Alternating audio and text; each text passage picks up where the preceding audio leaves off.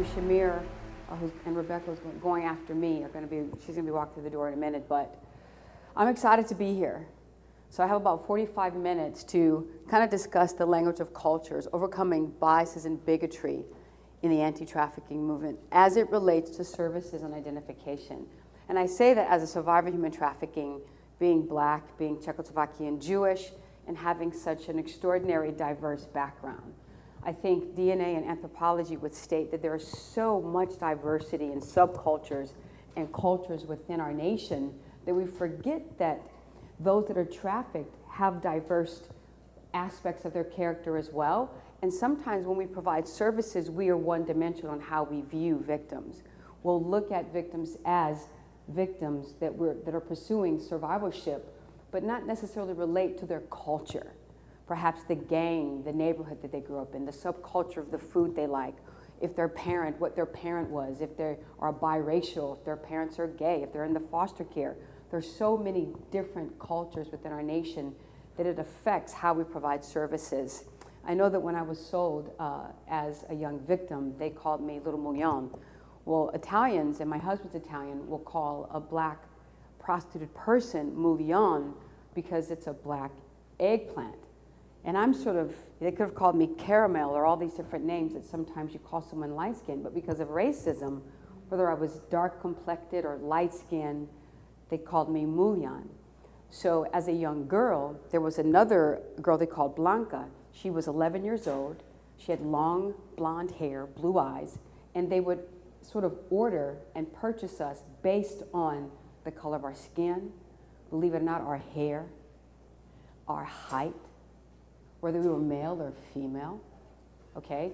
And so sometimes they would purchase girls and boys who seemed more intelligent than others, because sometimes they wanted to take you to dinner first. They wanted to have a conversation before they violated you. So I remember having conversations with couples that drove Mercedes and Volvos about life. So I'm 15 years old, having dinner before being violated, and my trafficker within an earshot to discuss life in general. Then they'd break out all types of derogatory things in the room, and you thought, well, what is this? And so there are other cultures of S&M and violence that also youth, we're not going to talk about it today, that youth face. And so we have to understand all the languages of cultures to deal with violence today. I'm currently working with Chance Glasgow, The Call of Duty. And because of the issues within the foster care system, we're creating a virtual reality process where youth will be able to enter into a virtual setting and break down some of the biases and bigotry that happens within the United States foster care system. And it's not because people are necessarily racist. It's because we all have judgments. Oh, those are Prada shoes. Oh, I love that color lipstick. Oh, what is that? You know, I love her hair. Oh, I don't like this. Oh, they're dark skinned, they're light skinned. Oh, there's all different types of races. So we're going to go through that and talk about that today. And then we're going to have a little bit of fun because we're going to test our own propensity to have unconscious judgments. Is that okay? All right. So Harriet Tubman is probably one of my favorite sort of matriarchs of all time. And I play this music behind this slide because my husband is a composer. He's Italian, he's a composer, and his music relaxes me. He's 5'8", he's not very muscular, he has a nice build. People thought in Hollywood, you're marrying Ted? You should be with some sort of 6'5" Black guy or whoever, and you love who you love. And even that was sort of judged. In the culture of Hollywood, how I grew up in California, it didn't matter what race you were. Love is love. And we met in the arts area in ministry. But she said, I freed 1,000 slaves. And I could have freed 1,000 more if they only knew they were slaves. And the reason that's important, because when we think about cultures, when we think about violence, I can't control the volume, so if someone could turn it down a little bit. We have to understand that victims don't know that they don't know that they're victims. But in the violence they suffered, there are profound aspects of intelligence that they have. And when we understand cultures and subcultures, we can actually get to the truth and they can blossom, because from pain comes extraordinary beauty when we allow it. I always like to give honor to individuals that have blessed me and helped me in this movement when I first started. And so many years ago, all of these individuals are the ones that helped me. Vanita Carter is one of the first powerful speakers and teachers that assisted me when I was writing our first buyer program. Diana Rockefeller is a mentor. She's a perpetual funder of More to Life, and I couldn't do anything without her. Swanee Hunt, actor John Voight, our board chair, David Arkless, Kevin Malone, former general manager of the Dodgers. And what's so significant is this is a diverse group of people. A diverse group of people, male, female, black, white, Rachel Moran, that have made my life much easier in the fight to end and reduce human trafficking in our world. So I just wanted to honor them. I can say a lot about Honoree Shamir McKenzie as well, but we'll talk about that later. And so slavery restricts. When we think of modern day slavery, when we think of slavery in general, it restricts. Freedom is an inside job. Slavery restricts, so when someone is coming into services as a victim, we don't necessarily understand sometimes why they don't want services, why they may seem angry. You might have a Caucasian, a white social worker advocate, and a 16-year-old former gang member, violent potty mouth victim. And if I were to be faced with that little girl, I would be able to say the right things culturally that would cause her to be, "Hi, Dr. Bello, I'm so sorry that I was yelling and I was mean," and just start crying and crying and crying. But if there's a fear because there's a misunderstanding of who she is, you don't understand her language, you don't understand her culture, you might re-victimize her or him without even knowing it. And so it's really, really important. Victims have a profound ability to discern why you're there. And so we have to do our homework. We can't just have compassionate hearts.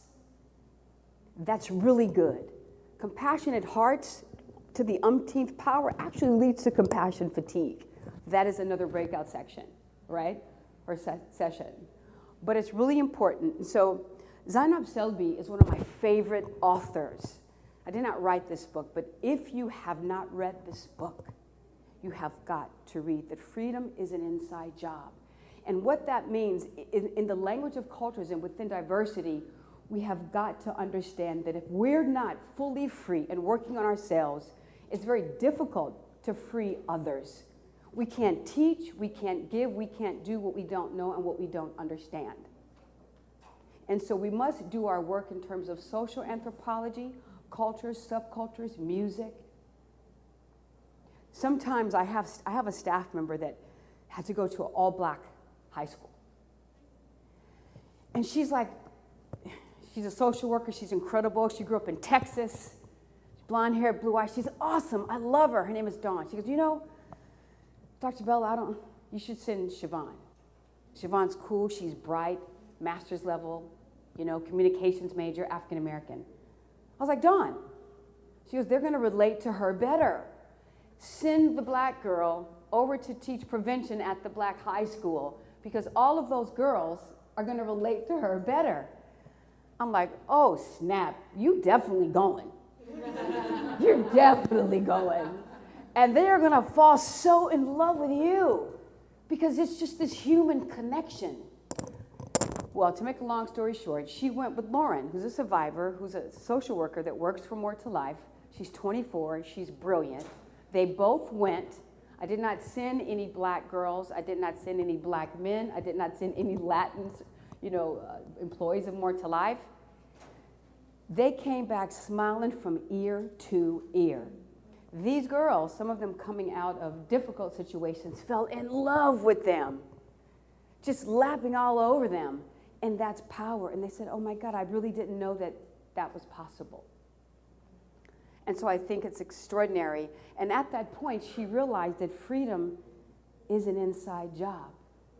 Because if you can't go to the school with the 65% of the black girls that we serve within Florida, and Latin girls and Haitian girls, then you're not going to be able to provide services. And so social scientists and psychologists are increasingly and I'm going to walk over here because I can read it better to you. This is not memorized.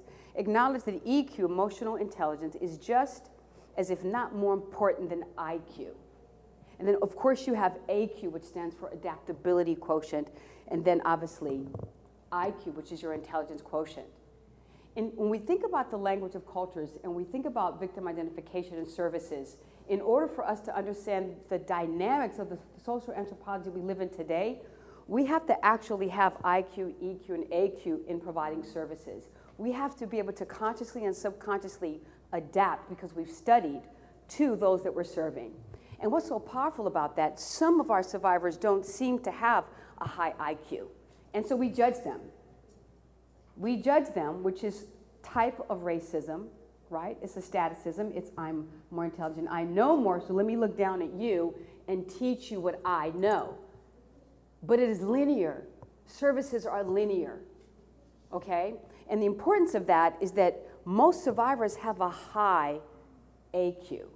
They've had to adapt to some of the most horrendous and profound situations. And we have to pull that out of them so they know that those are actually some of the aspects that create wealth and joy and happiness and success in life. They also have to understand that they have a high EQ.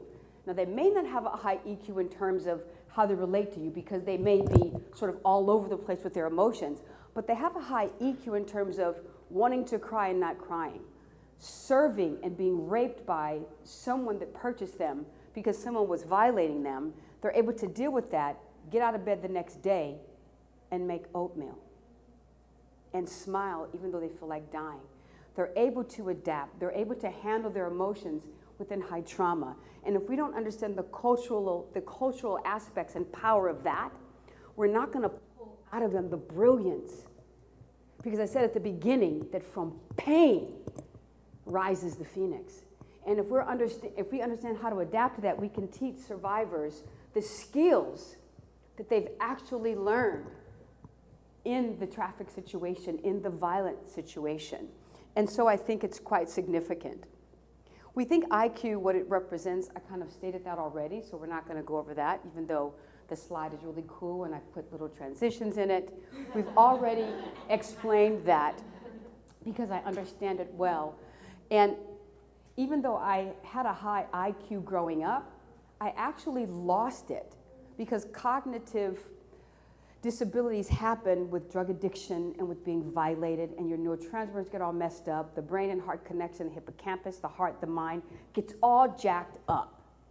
And so it's very difficult after trauma to sometimes even spill out, which is why I have worked on sort of delineating clearly when I speak, even if I step over a word here and there, because trauma affects our frontal lobes. It affects our ability to clearly sort of connect with one another. And so we have to allow them to develop that over time, and it's crucial. And so the cerebellum experienced pain in the same way. And so we think about the cultural aspect of being traumatized. If someone is repeatedly raped and violated over time, but then you're providing services to them and you say the wrong word, or you don't give them what they need when they think they want it, even though they can't get it now. You want to provide services. They want to go to lunch. They want to go to the movies, but you're like, no, do this. We have a structural program today. We can't go to the beach. We can't go to the movies. No, we're not going to McDonald's. We're going to make tuna sandwiches instead. Sometimes they see this as traumatizing depending on the levels of our voice, because to the cerebellum, pain is pain.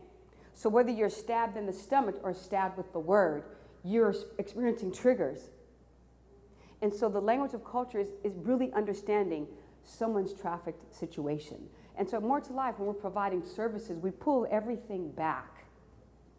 We don't just want to sort of recognize that you're a trafficking victim, but we want to know everything about that situation over time. We want to not have interviews and do assessments. We want to create a relationship that is based on mentor and mentee. We state right away, I'm not your friend. I could be your friend, but culturally, the way you see friendship is not going to work for this relationship. And you probably never had a mentor, so let's start there. As I mentor you, I'm going to do and say things that are probably going to make you angry. You're not going to like it. But culturally, I have to do that so that you can expand, because it's more important for me to see you discover who you are than be your friend. But one day, when I think you understand what true friendship means, we can become friends. Maybe BFFs forever and ever, who knows? And so we've begun to notice the difference between opinion, and here we're going to have a little bit of fun. As we go through this, we're going to take a little bit of a test. Where am I with my time? Okay, good. We've begun to notice the difference between opinion and fact, between assuming and getting information firsthand, and between judging and understanding. So this is really fun and really important. And you see the little fact opinion guy, he's super cute. So we've uncovered our mechanical brains and seen how they've been programmed to create images, many that aren't real and true. And this is significant when we're providing services. I have tattoos from my trafficking situation, so I could be going to church wearing a dress and I'm judged. Ooh. And I can see the judgments on people's faces when I'm about to speak or preach. She has a tattoo. I'm going to judge her for that, not realizing that that tattoo actually saved my life. Oh, I like that sound effect. So freedom must supersede racism, judgments, and cultural ignorance examples. Let me say that again. Freedom must supersede racism. If we desire for freedom within our nation and our world, if we desire for trafficking victims to be free, then we have to understand, one, that it's an inside job, so it starts with self. We can't teach or give or do what we don't experience and do ourselves. And it has to come before cultural ignorance. So while we're serving others, we have to perpetually be working on ourselves. And that's exciting. Making generalizations is one of the first aspects of judgment. When we make generalizations about other people, lazy thinking causes us to make generalizations about people without taking the time to find out the specifics of who they really are. Sometimes we look at people, oh, she can do this for me, or he can do that, and they come up to you, but they don't see you.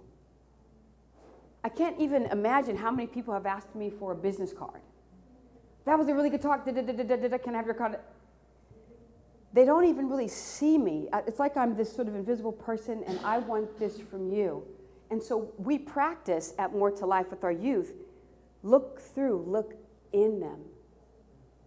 Take your time and relate and experience the beauty of who they are and the essence of who they are. And that is really where healing begins, in the crux and core of human connection.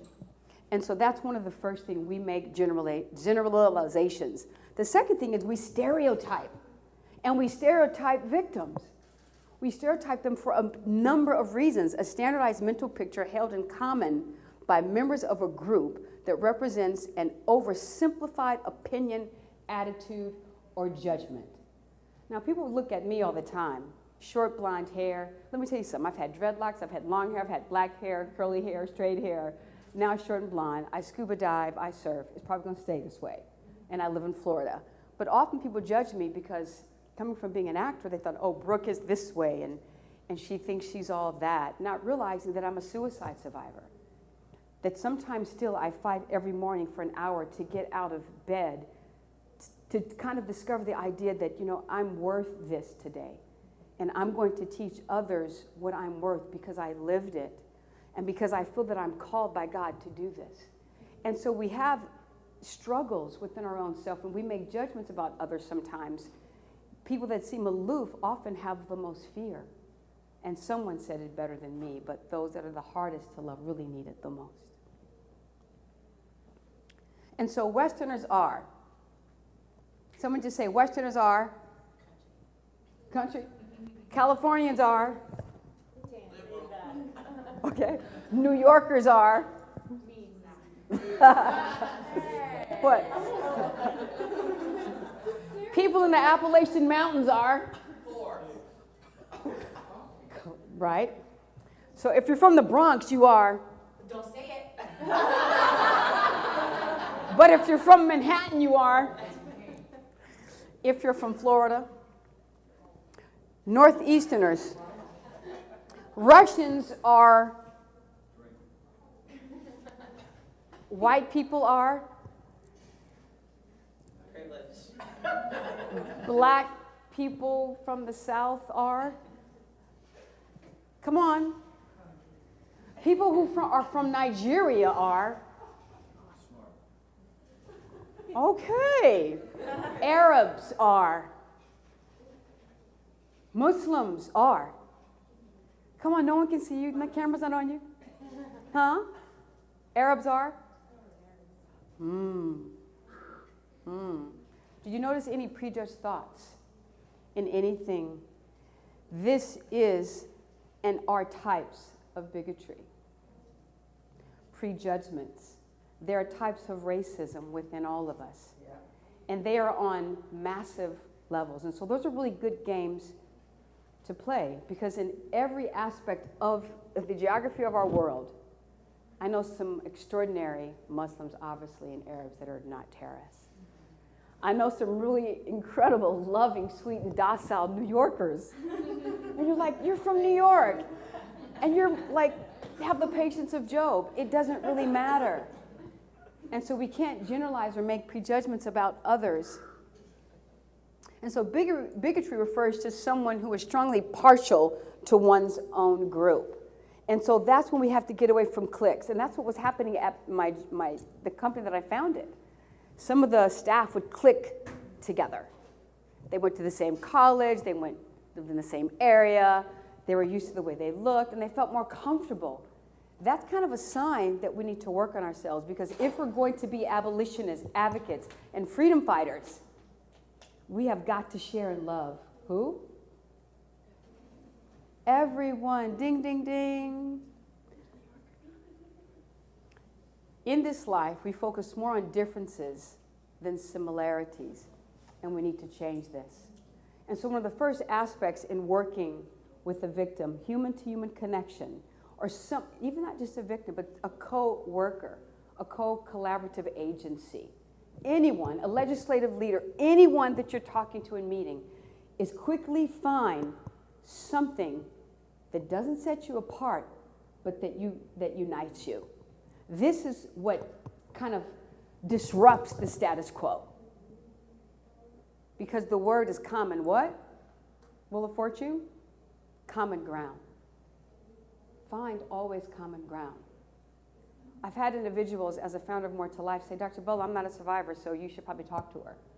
I'm like, I'm running around the globe teaching and training. You guys got this. I didn't hire you to be a survivor mentor. I hired you as an advocate. And what did you survive? My mother died from a fire. Okay. My brother killed himself. Oh my God. I had a difficult time graduating college. Oh my goodness. So you survived. So we have to find our own stories, because freedom is an inside job, and that's what translates. That disrupts the status quo, and that is what unites us. Finding those similarities is absolutely powerful. And we have to find similarities with victims. You may not think you have anything in common with someone who has been repeatedly raped over and over and over and over and over again. It's not just survivors who can relate. You can relate if you take the blinders off. Anyone can relate.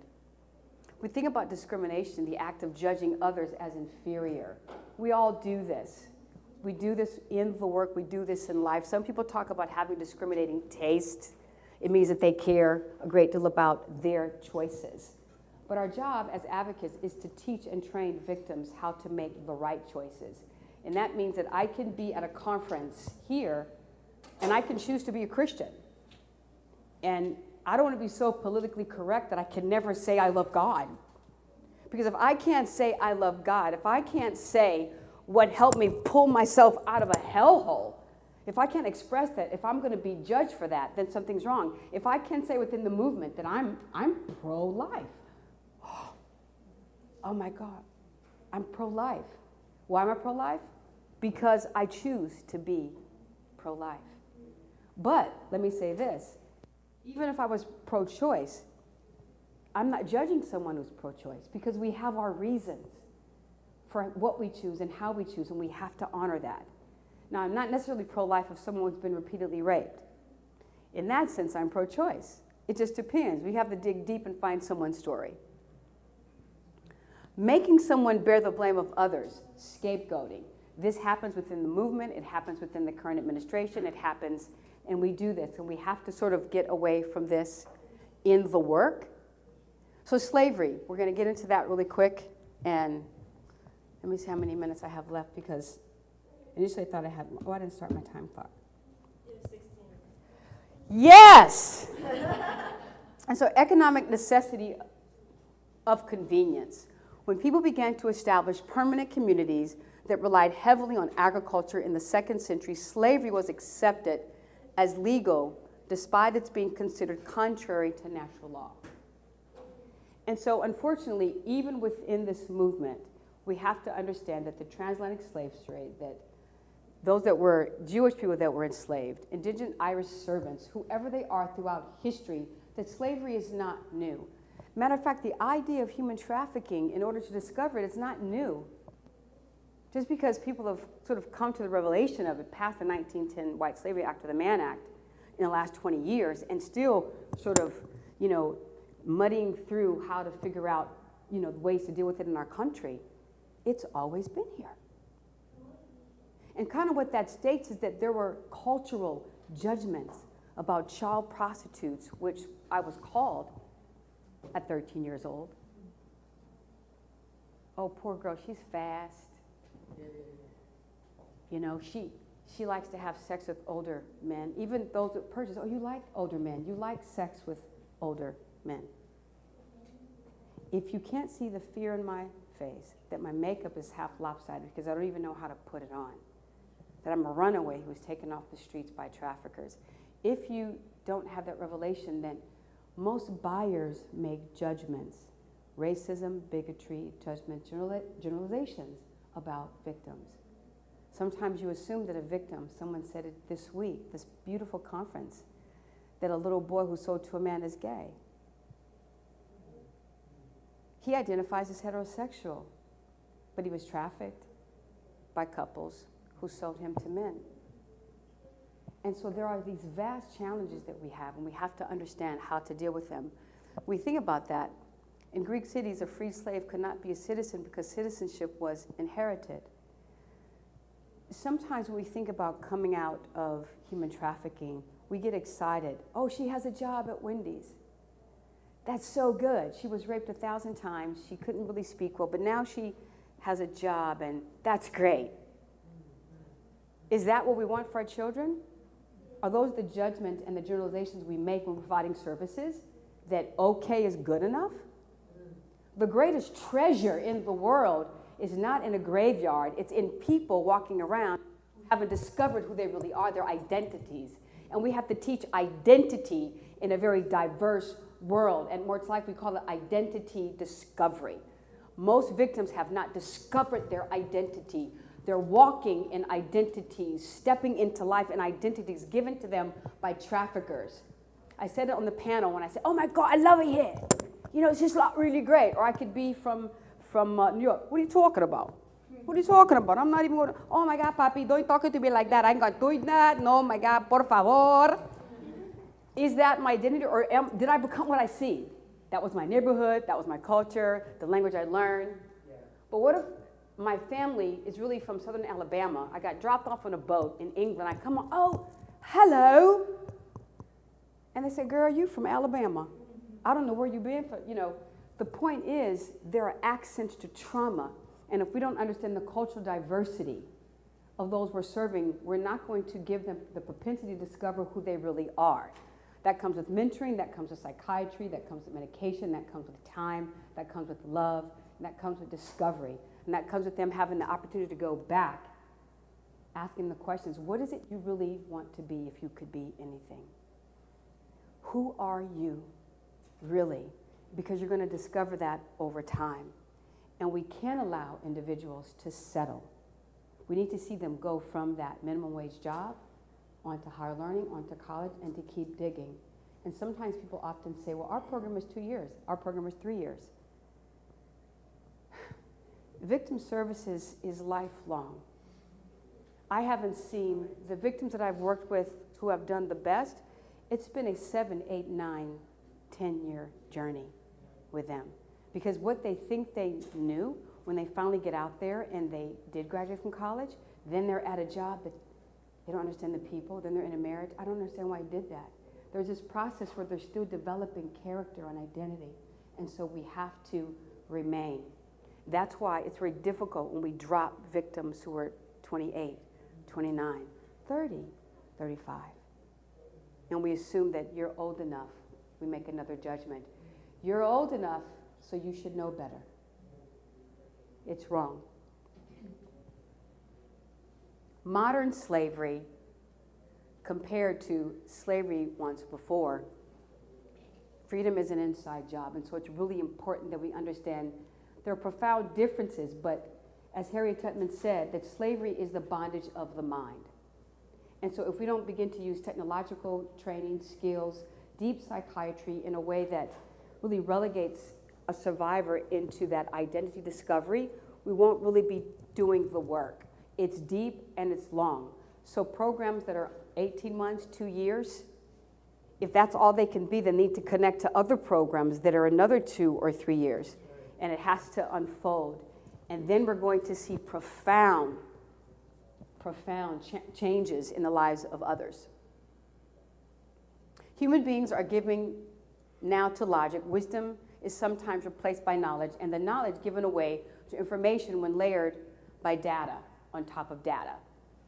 As I'm winding down a little bit, why this is so important, because data analytics, how many of you guys know how important data is today? It's so powerful, but because data is important, we're sometimes relegating good data now on data previously. And that's not really how data was meant to be done. Data is meant to be done with the human samples and surveys and connection. So I could take a sample set from some part of the world or anywhere, and then I can go run and get funding based on that sample set, and then someone could say, oh, Dr. Bello got funding for that 2 years ago. Let's take that data sample set and use that 5 years later to do something else. Well, data changes. Anthropology changes, people change. And we can't get so technologically savvy that we, in the culture of technology, that we lose the human experience of touch, taste, sound, wisdom, nature. Data must be based on not just, it must be aggregated with other data and new samples with real people, always. This is essential in understanding culture and pop culture and dealing with this issue as we move into the future. So data should supersede compassionate, should never supersede compassionate human faith, love, and wisdom. Okay? Empathy. I call it the erosion of empathy because within modern culture today, how many of you have discovered that our culture is growing to a place where we don't have empathy? So I can be sympathetic with you. I can, be at a fundraiser and I can have a really incredible donor that I love go, oh my God, she just shared her story. That is so disgusting. I feel so, I wouldn't want that to happen to my little girl. I feel so sad. So she's kind of looking down like, ooh, let's not talk about that. There's nothing empathetic about that. Yes, we solicit your gifts and offerings and donations, but we don't look at our donors just for money. We actually are pursuing to engage our donors with teaching them about our culture. Not just the culture of victimization, but the culture of our staff, the culture of America. What do? What do they want to get out of their dollars? And so there's this process that is cyclical and cycle and complete that can kind of create and bringing back what I call empathy from the erosion of empathy in our world.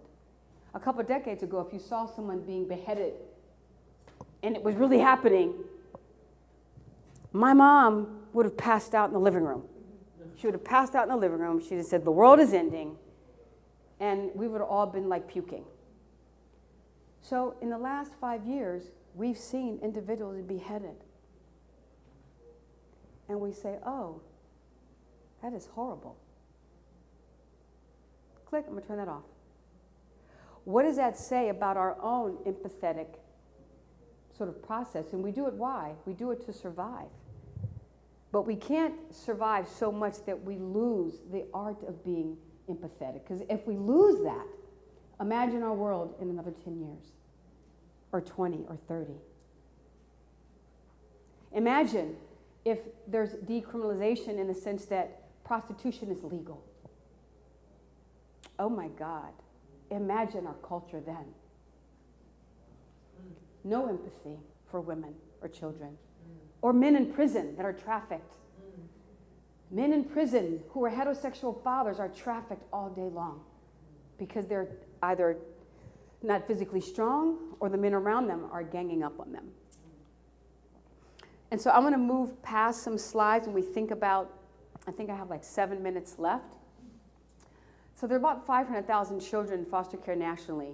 And I want to move through this. When we talk about the language of cultures, about 62% of social workers in the United States are white, 13% are black. The propensity of those youth who should be in foster care that are black are not, because sometimes the misidentification of their issue or the inability for someone to feel safe, a foster family just to want to take them in. So they fall in and out of housing. Oh, they're in foster care, great, they have a home. Well, 70% of victims come out of foster care, so that's a whole nother breakout session. But when they're floating in and out, we assume that they're okay, not understand the culture of why they're running away is because they don't have the culture of the most important thing, and that is a sound and sacred family. And the foster care system in our nation is absolutely broken. And so to have 60% social workers in our nation, when the high propensity of kids are black, don't you think it should be like 50-50? That we should have sort of multicultural social workers, that we should get past some of the judgments and racism. And it's not for lack of education. And so this creates a significant problem. So according to the NCSL.org, the overrepresentation of African American, Native American children in the child welfare system is a troubling and complex phenomenon. 33% of kids in foster care are African American, but they make up only 15% of the child population within our nation. Here is the data based on social workers. We look at that white social workers being high propensity. This is from a study in 2016. Black or African American, obviously lower, 13%, 13 to 22% it is really, and then the other percentages are unknown. And that's startling, really, when we think of the language of cultures and why black kids tend to run away more and go back to gangs and Latin kids than other kids. I'm not going to be able to go into all of this, but let's just highlight it. Truth or dare with survivors, understand that. We need to understand human development. Foundation is everything when we're working with individuals. Foundation is everything. The foundation of someone's soul, who we are, our organization, powerful. Current ideas for change, law enforcement stats, medical professionals, state agencies, NGOs. What I'm saying is we can't just teach trafficking and how to identify victims. We have to teach culture. We have to teach unity. We have to teach the things that are going to really relocate, bringing us all together. That is how we're going to end and reduce the demand of human trafficking. Because freedom is a what? Come on, freedom is a what? Inside job.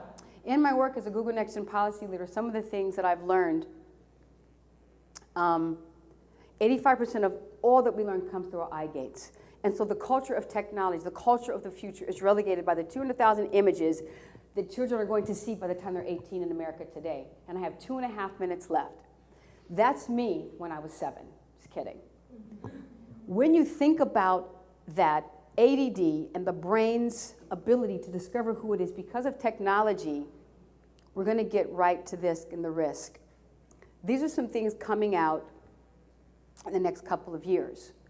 And so if we can't get the cultural thing right, we're going to have a really difficult time as chips are implanted in hands and you can be on your cellular device anywhere, even someone in school. Or you have prescription glasses to see. So is there legislation that says a youth can't have prescription glasses? They can see with them, but they can also be on the internet at the same time, but you won't know it. They can do VR, see, all at the same time. And so we talk about violent images, learning, and the culture and iterations of tech and technology. If we don't begin to deal with the issue in terms of technological teaching and trainings, then we're going to miss teaching and preventing sexual violence and human trafficking. And so at More to Life, we have a program called Latin DI2, which is Living Above the Noise, Digital Integrity and Intelligence. Every youth needs it. Every survivor needs it. The internet is powerful. Technological tools are powerful. The culture of it is incredible.